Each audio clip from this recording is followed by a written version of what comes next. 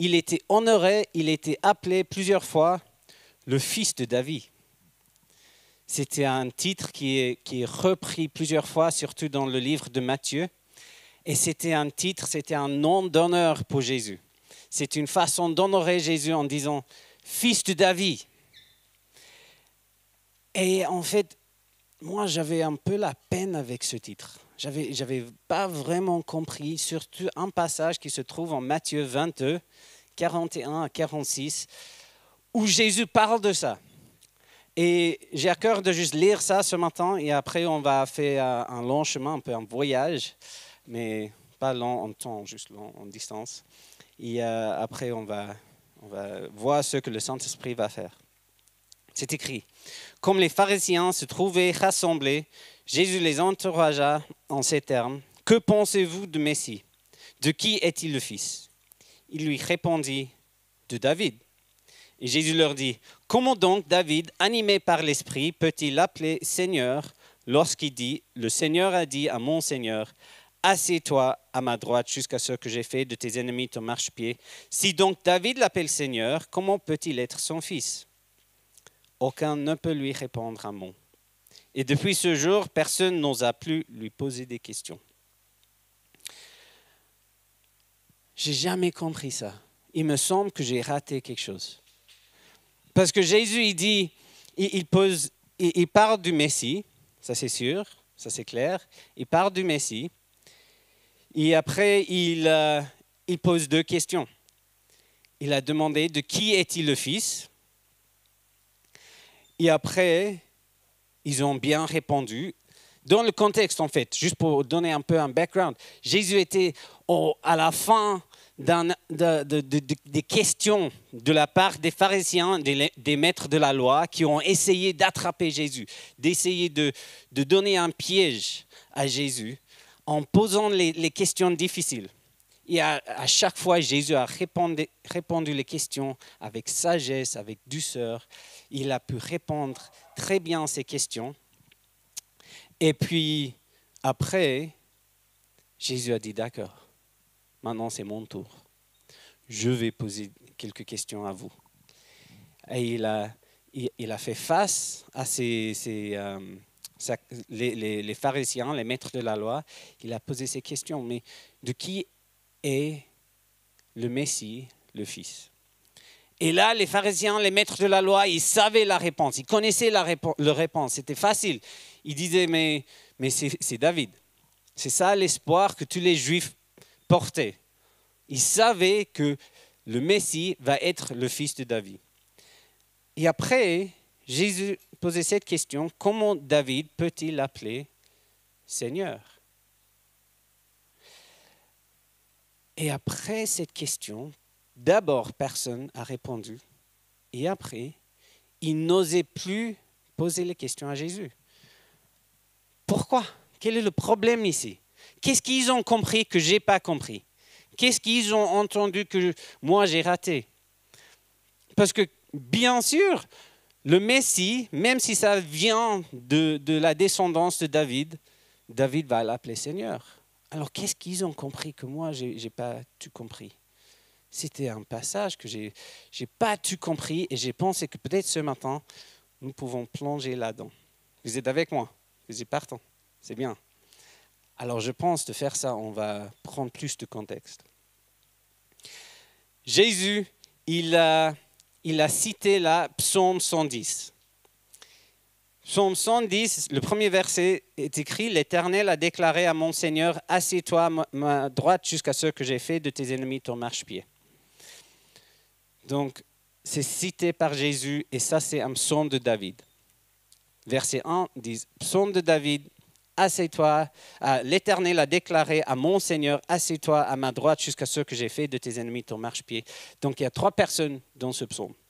Il y a David qui parle, il y a l'Éternel, il y a son Seigneur. Vous voyez? L'Éternel a déclaré à mon Seigneur. L'Éternel, mon Seigneur, d'avoir mon Seigneur, il faut le moi. Alors, vous voyez les trois personnes. On est tous d'accord. Et le reste du psaume, David, il parle à son Seigneur.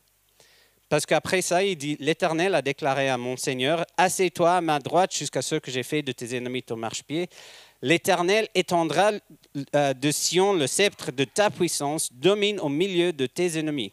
Ton peuple est plein d'ardeur quand tu rassembles ton armée avec des ornements sacrés du sein de l'horreur.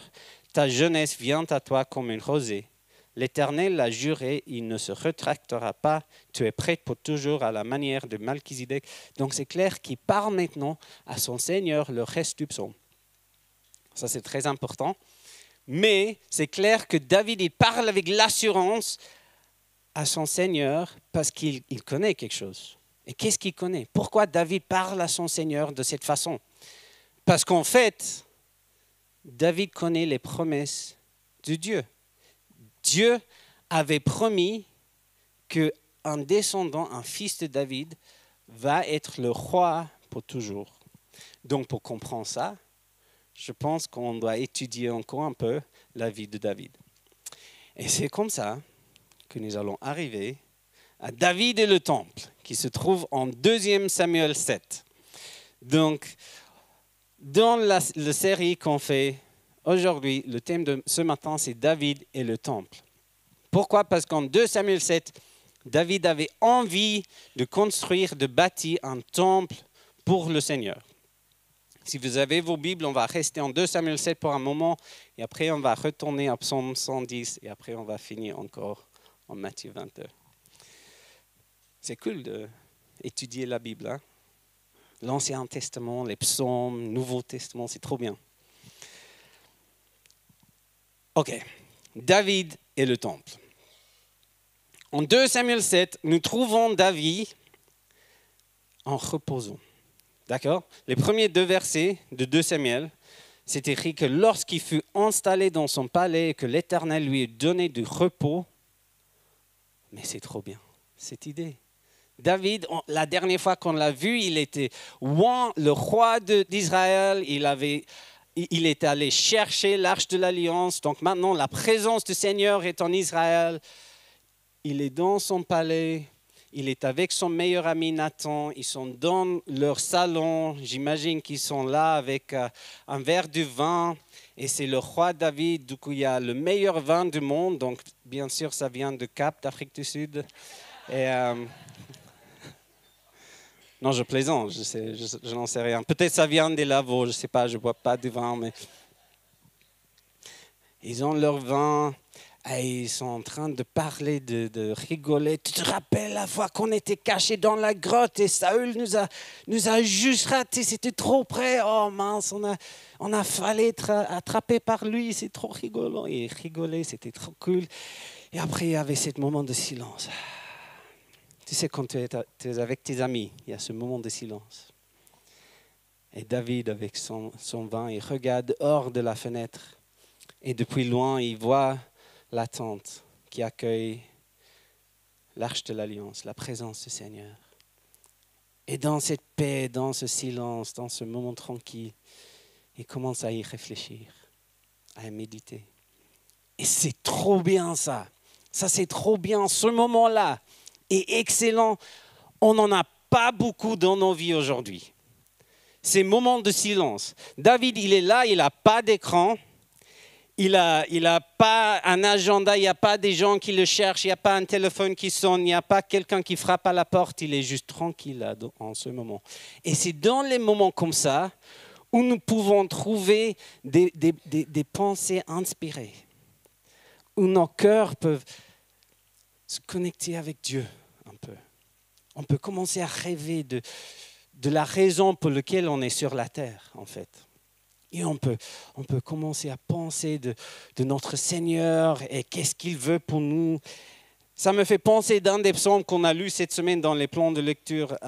Dans psaume 90, verset 12, c'est écrit « Enseigne-nous à bien compter nos jours afin que notre cœur parvienne à la sagesse. » Nous n'aimons pas ça. Nous n'aimons pas ça. Cette idée de juste arrêter, réaliser, oh mince, en fait, ma vie a un fin. Je ne vais pas vivre éternellement sur Terre. C'est pour ça, en fait, que la plupart des gens trouvent des distractions chaque jour pour éviter ces pensées sombres. Mais là, David, il laisse entrer ses pensées, ses désirs. Il regarde hors de la fenêtre, dans ce moment de silence. Et il commence à rêver du royaume de Dieu, de la présence de Dieu. Il voit le temple, il parle avec son meilleur ami. Il dit, mais attends. Si moi, je suis... mince. Ça, c'est lent, hein? Pardon.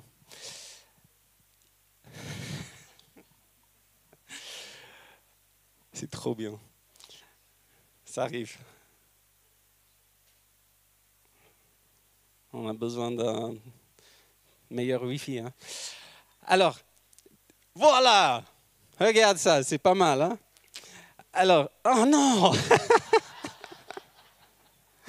Tu rigoles. Oh. C'est à cause des traductions. Hein? Merci Nico pour la traduction.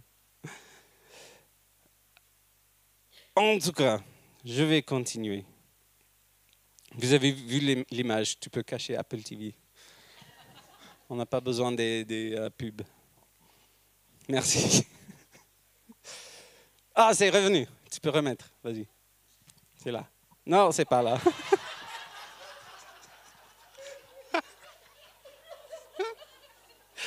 C'est pas sur mon tablette, je vous promets.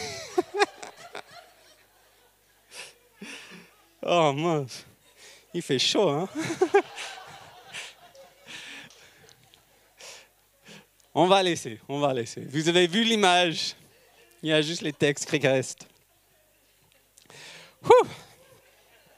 On parlait de quoi, hein?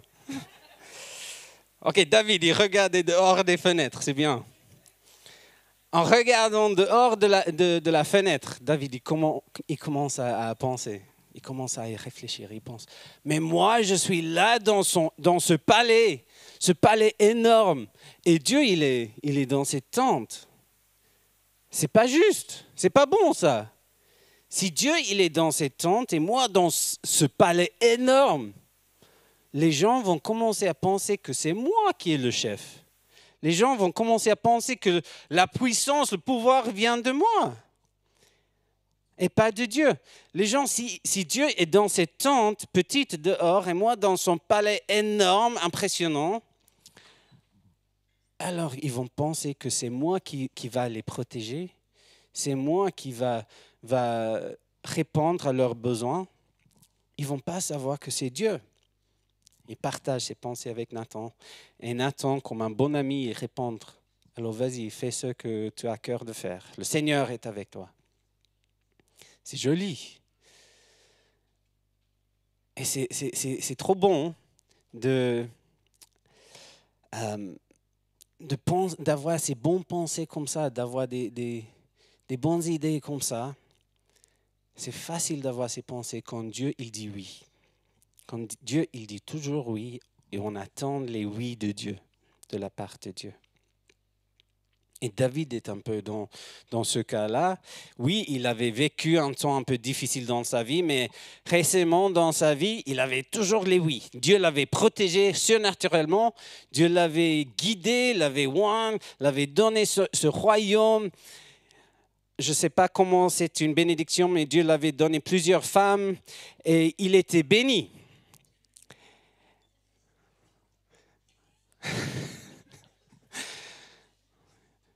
Une femme suffit. Et super. Mais voilà, David, il a toujours reçu ses oui. Maintenant, il se trouve dans un moment de repos, de paix, familialement, dans son pays, dans son royaume. Il a la paix. Donc, il a reçu plein de oui de Dieu. Et c'est trop bien, c'est facile. C'est facile à prier et avoir des rêves pour le Seigneur quand il répond oui. Mais si on reste là, si on reste en attendant les oui de Dieu, on reste avec une foi infantile, une foi qui n'arrive pas à grandir.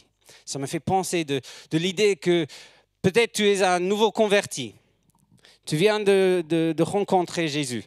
Et maintenant, tu es dans ta voiture parce que tu as une réunion ici à Clarens avec quelqu'un de très important, mais il te faut une place de parking. Mais la chapelle de Clarens a un événement, il y a la construction juste à côté, la maison de quartier a quelque chose qui se passe, il y a du sport au Pierrier. Donc il n'y a pas place de parking, c'est pas possible. Cette réunion est tellement importante, donc tu pries. Oh Seigneur, j'ai vraiment besoin d'une place de parking. Et voilà, tout à coup, il y a une voiture juste devant le bon bâtiment qui sort. Et merci Jésus, tu entres dans ta parking, dans ta place. C'est trop bien. Une année plus tard, tu as la même réunion, la même situation, tu n'avais pas appris. Tu arrives en retard et tu pries, Seigneur, j'ai besoin d'une place de parking et rien ne se passe. Il n'y a personne qui sort. Pourquoi? Pourquoi? Qu'est-ce que nous faisons avec le fait que Dieu t'avait dit non? Et là, j'aimerais juste proposer l'idée que peut-être Dieu, c'est plus important pour lui ton caractère, le développement de ton caractère que ton confort. Peut-être ça, c'est plus important, plus utile pour toi et pour son royaume. Donc peut-être Dieu ne va pas dire oui en tout temps, parce que peut-être il y a des autres choses qui sont mieux. Du coup, le point est, ta réponse au nom de Dieu va révéler à quel point tu t'es soumis à lui. D'accord? Et David, il avait ce rêve, ce bon rêve pour le Seigneur. Il avait ce rêve juste incroyable pour le Seigneur. Un rêve qui était très bon. Il a voulu construire quelque chose pour le royaume. Il a voulu investir dans le royaume de Dieu. C'est une chose très bonne, très très bonne.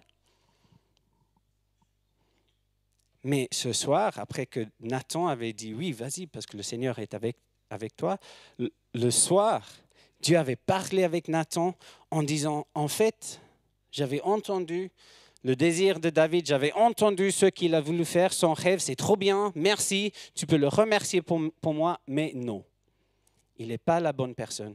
Il n'est pas celui que j'ai choisi de construire mon temple. Je ne vais pas choisir David. La réponse est non.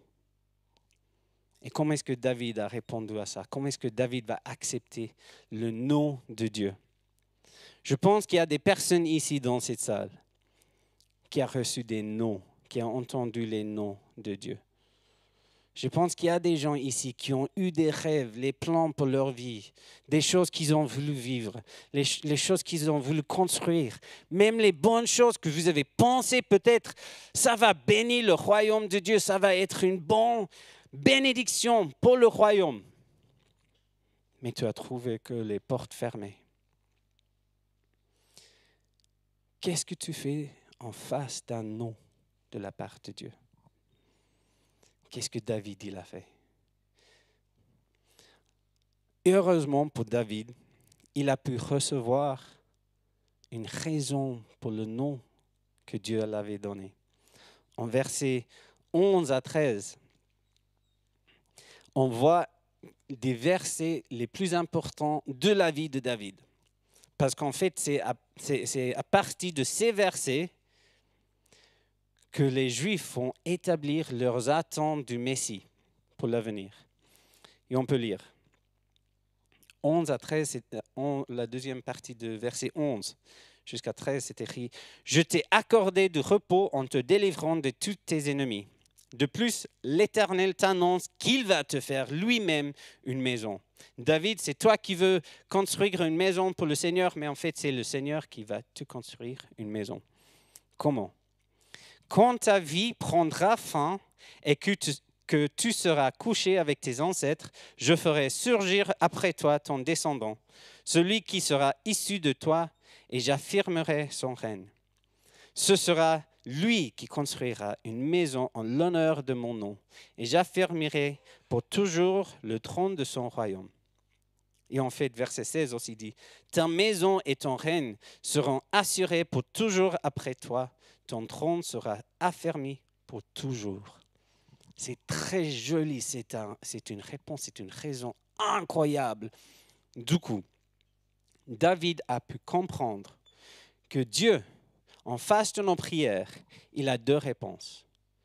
Soit sa réponse est oui, soit c'est j'ai quelque chose de plus grand, j'ai quelque chose de meilleur, j'ai une idée, j'ai des plans plus grands et ta prière ne suffit pas pour ce que j'ai prévu pour l'avenir.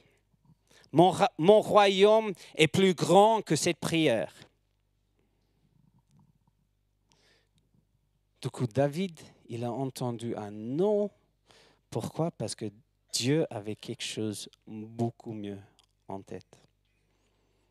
Peut-être pas mieux pour David, en fait.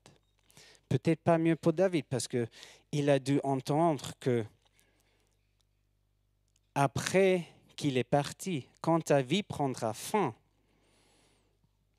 c'est ça que Dieu l'avait dit. Après que ta vie prendra fin. Donc, personnellement, pour David, c'est pas cool. Il ne va pas pouvoir vivre ce rêve qu'il a reçu. Il a dû entendre les mots que nous n'aimons pas. C'est quand Dieu dit, merci pour ton rêve, mais je vais donner ça à la prochaine génération. Merci pour tes efforts, merci pour tout ce que tu as fait, mais maintenant, il faut faire de place pour la prochaine génération. Comment est-ce que David réagit au nom de Dieu? Il peut devenir fâché, il peut devenir même déçu que le Seigneur n'avait pas pris son rêve. Mais David, il répond avec la louange. Le reste du chapitre 7, c'est juste David en louant le Seigneur. En fait, si on lit aussi 2 Chroniques, on voit que David a même préparé la construction du temple en achetant les matériaux pour Salomon. Parce que c'est Salomon qui va construire le temple. Il essaye d'encourager la prochaine génération. Il sait que maintenant Dieu a dit non à lui, mais David reste complètement engagé, complètement attaché au plan de Dieu. Il laisse Dieu soit Dieu. En déclarant, « Wow Dieu, tes plans sont beaucoup mieux que mes plans. Tes rêves sont beaucoup plus grands que mes rêves. » Il achète des matériaux pour la prochaine génération de construire son rêve. Wow. C'est pour ça qu'en Psaume 110, on trouve que David est en train de prier pour l'avenir, pour sa descendance, pour ses prochaines générations. Il est en train de prier. Oh merci Dieu, tu vas me donner un roi pour toujours. Un de mes descendants, un de mes fils va rester sur le trône pour toujours. Il va rester roi pour toujours. Waouh! Il prie, il s'investit en déclarant, même si ce n'est pas moi, même les choses n'avancent pas selon ma compréhension, mes désirs, selon la façon que moi je veux qu'ils avancent. Dieu, tu es bon, tes plans sont bons et je m'engage dans ton royaume. C'est pour ça qu'il prie en verset 5 de Psaume 110.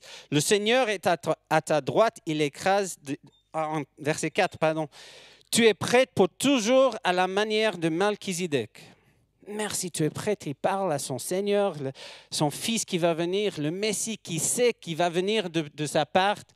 Tu es prête pour toujours selon la manière de Melchisedec. C'est trop beau, mais il y a quelque chose qui est très important là. David, il priait pour le roi à venir, mais il dit dans ce verset, tu es prêtre pour toujours. Pas roi pour toujours, il dit que tu es prêtre pour toujours. Et ça, c'est très important parce qu'en fait, le rôle de roi et le rôle de prêtre sont opposés. Le roi représentait Dieu devant le peuple. Le roi était celui qui a protégé le peuple, qui a donné une vision au peuple, qui a même répondu aux besoins du peuple. Tandis que le prêtre représentait le peuple devant Dieu. C'est le contraire. C'est le prêtre qui priait pour le peuple, qui représentait leurs besoins, qui représentait leurs plaintes, qui représentait leurs désirs leur peur, leur souci. C'est le prêtre qui faisait ça devant Dieu. Donc il y a le roi qui est Dieu pour le peuple et le prêtre qui est le peuple pour Dieu. Et là, David dit, mais en fait, mon fils va être le roi et le prêtre pour toujours. Mon fils va être la personne qui représente Dieu pour le peuple et le peuple devant Dieu. Waouh! Comment c'est possible? C'est pas possible ça. Mais Dieu est en train d'inspirer David d'une façon très incroyable.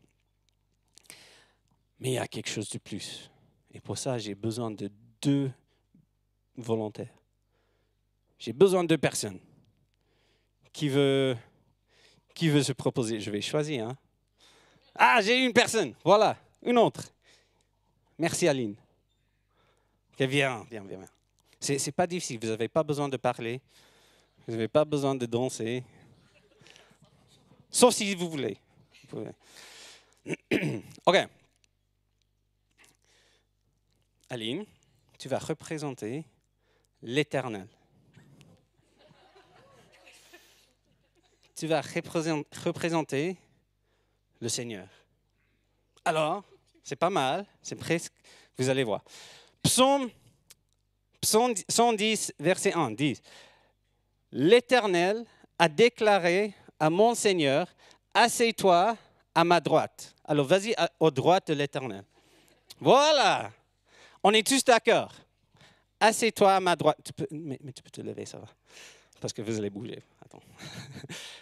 Alors, il y a l'Éternel, et à sa droite, il y a le Seigneur. On est tous d'accord. Et quand quelqu'un est assis à la droite de quelqu'un d'autre dans l'Ancien Testament, il y a cette idée d'équilibre. Il y a quelque chose qui est pareil. On est frères, n'est-ce pas? Vas-y à verset 5. Le Seigneur est à ta droite. Maintenant, rappelez-vous que David est en train de parler à son Seigneur de ce que l'Éternel est en train de faire. Donc, il dit, le Seigneur, maintenant en référence de Dieu, est à ta droite. Vous voyez? Verset 1. C'est quoi verset 1? C'est le contraire, ne c'est pas? Il y a l'Éternel et à sa droite, il y a le Seigneur. Et verset 5, en parlant à son Fils, le Seigneur est à sa droite. Mais quoi? Ça ne fait pas de sens. Est-ce que ça fait de sens pour vous? Non. Merci. Sauf s'il y a quelque chose qu'on a raté. Sauf si les deux sont complètement égaux. Si les deux sont la même personne. Et Jésus, en Matthieu 22, en parlant de ça, en demandant aux chefs, aux maîtres de la loi, aux pharisiens, comment est-ce que David, animé par l'Esprit, a pu parler, a pu appeler son fils Seigneur. Les pharisiens, les maîtres de la loi, savaient où Jésus a voulu aller avec ça. Ils savaient, ils connaissaient ce psaume. Ils ont déjà en parlé de ce psaume. Ils ont déjà vu cette idée de droite, que le Seigneur et l'Éternel sont dans les positions interchangeables. Du coup, ils ont dit, mais attends, il y a le peuple qui est en train d'appeler Jésus, fils de David. Et là, Jésus veut nous clarifier que le fils de David va être Dieu. Et il ne voulait pas ça. Pourquoi il ne voulait pas ça? Parce qu'il cherchait qu'un Messie qui va les délivrer de leurs soucis. Il cherchait qu'un Messie qui va les libérer de ce qu'ils n'aimaient pas dans leur vie. Il cherchait un Messie qui conformait à leurs attentes. Et là, Jésus est en train de dire, mais si le Messie est Dieu, vous n'allez pas pouvoir définir qui il est. C'est la même chose qu'on a vu dans la vie de David, sauf que David a pu se soumettre à Dieu. Quand Dieu l'avait dit non, quand Dieu était contraire à ce qu'il a voulu, David a pu se soumettre à lui. Tandis que les chefs de la loi, les pharisiens, ne pouvaient pas. Et c'est un problème énorme aujourd'hui, cette idée d'essayer de définir Dieu, de choisir qui Dieu est pour nous.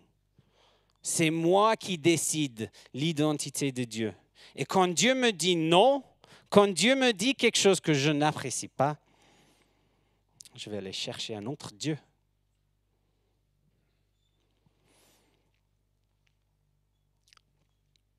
Je pense, j'imagine que dans cette salle, il y a certains qui ont reçu un non de la part de Dieu. Peut-être tu avais des rêves. Peut-être tu avais imaginé qu'à cet âge-là, tu aurais été déjà marié. Ou déjà avec un enfant. Or que peut-être tu ne serais jamais divorcé à cet âge. Ou qu'un mariage ne sera pas comme ça. Or que ta carrière n'avance pas. Et pourquoi ça n'avance pas, Seigneur? Je peux faire tellement de choses pour toi si tu me juste aides à avancer. J'imagine qu'il y a des gens ici qui ont prié pour leurs finances, pour leur famille, pour leur avenir. Mais il vous semble qu'il y a juste les portes fermées. Les choses juste tombent pas en place comme il le faut. Même les non-chrétiens souffrent avec ça. Même les non-chrétiens ont la peine de comprendre, mais si j'étais censé de marier cette personne, pourquoi c'est tout tombé? Même les non-chrétiens deviennent fâchés avec Dieu quand leur vie n'avance pas comme ils pensaient. Du coup, nous, en tant que chrétiens, qu'est-ce que nous faisons quand le Seigneur ne conforme pas à nos désirs? Qu'est-ce que nous faisons quand le Seigneur ne conforme pas au plan de nos vies? Est-ce que nous sommes prêts à nous soumettre à lui en sachant qu'il a quelque chose de plus grand en tête, qu'il est en train de construire quelque chose de plus important et qu'il est en train de faire quelque chose avec ta vie, avec ta souffrance, même avec ce que tu vis? Il est en train de construire quelque chose. Et si tu peux accepter le fait que ta vie fait partie de son histoire, mais waouh, ta vie va faire partie de son histoire. C'est une invitation ce matin à te soumettre au plan de Dieu. Donc pour terminer, j'aimerais vous inviter à vous lever et fermer les yeux. Juste à se lever pour faire que le sang commence à couler encore. Et fermer les yeux. Et avec les yeux fermés, j'aimerais vous demander ces questions. Est-ce qu'il y a un nom dans ton passé, dans ta vie, dans ton histoire, un nom que tu n'as jamais pu accepter de la part de Dieu, que tu as toujours eu la peine d'accepter?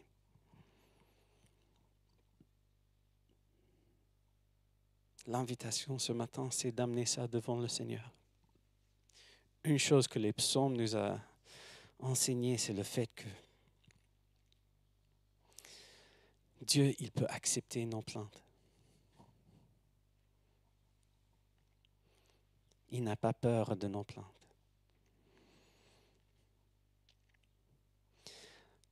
Une autre question, c'est, j'imagine qu'il y a des personnes ici qui sont en train de souffrir avec les portes qui ne s'ouvrent pas. Il y a des personnes qui sont en train de mettre en question Dieu, mettre en question son existence, sa bonté, son règne, sa puissance. C'est une invitation ce matin de laisser Dieu soit Dieu.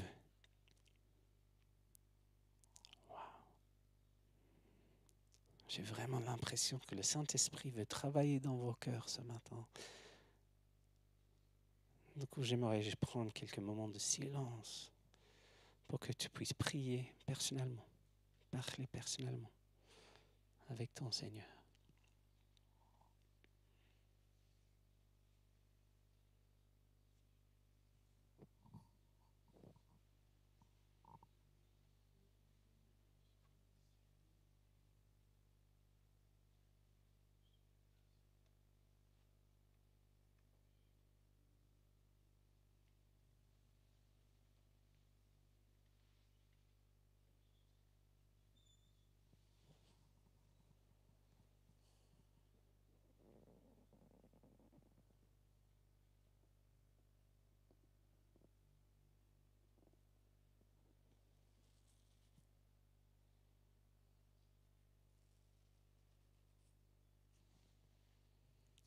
Ce jour de fête des pères, il y avait un fils qui a entendu un nom de son père aussi. Quand Jésus avait demandé le Père de l'enlever le coupe de souffrance de sa vie, son père l'avait dit non.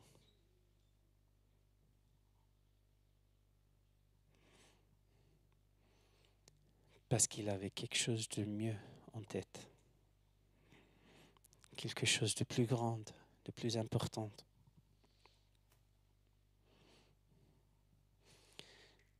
Nous allons prendre la Sainte Seine maintenant. Et la Sainte Seine va être une invitation de joindre la souffrance de Jésus et de joindre à la soumission de Jésus au plan de Dieu. Il a choisi Jésus de se soumettre à la volonté du Père. Et ça l'avait pris tout. À cause de l'amour qu'il a pour toi et pour moi. Et à cause de ça, le royaume peut t'accueillir. N'importe quoi que tu as fait dans ta vie, n'importe quelle situation que tu as vécue, la proposition du Seigneur ce matin, c'est de t'accompagner dans ta souffrance. Pas de t'abandonner, pas de te donner juste le confort, mais de t'accompagner avec l'amour, la paix et sa présence. Donc prenons la Sainte Seine en identifiant avec notre Jésus-Christ.